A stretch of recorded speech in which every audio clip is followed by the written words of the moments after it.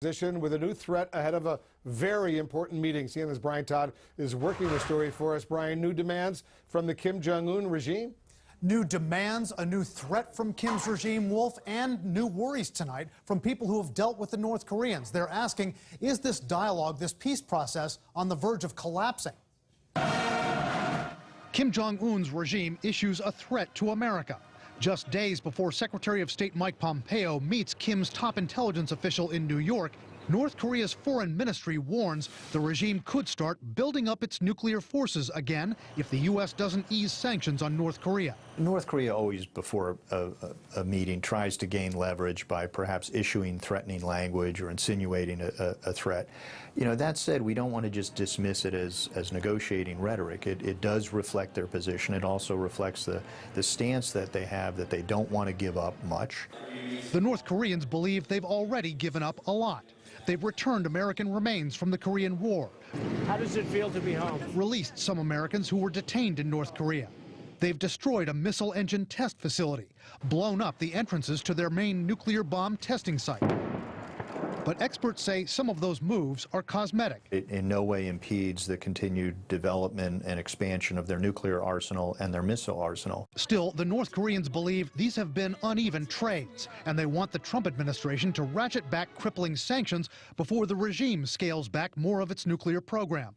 But Secretary Pompeo is resolute. Stray voltage happens to be all around us. We're very focused. We know with whom we're negotiating. We know what their positions are. And President Trump's made his position very clear. No economic relief until we have achieved our ultimate objective.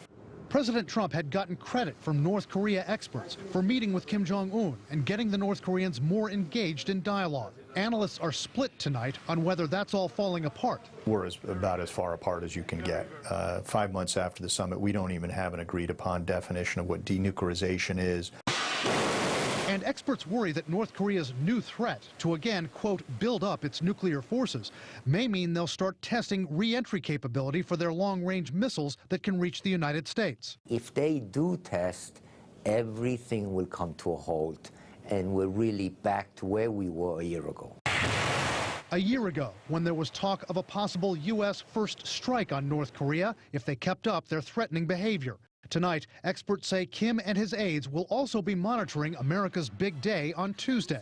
They always watch midterm elections very closely, and they want to see how much the incumbent in the White House, does he have support? I think they're looking for whether President Trump gets weakened or not. Now, analysts say the North Koreans who watch the American political process like hawks are going to be closely monitoring the possibly democratically controlled House of Representatives to see if the Democrats push for more hearings on any further nuclear deals that Trump makes with Kim Jong-un, and whether the Democrats might push for more control over those deals, which experts say the North Koreans might well perceive as weakening Donald Trump's hand. Wolf? You make a really good point, Brian, how closely the North Koreans are watching the latest developments here in Washington. Brian Todd reporting for us. Thank you, and thank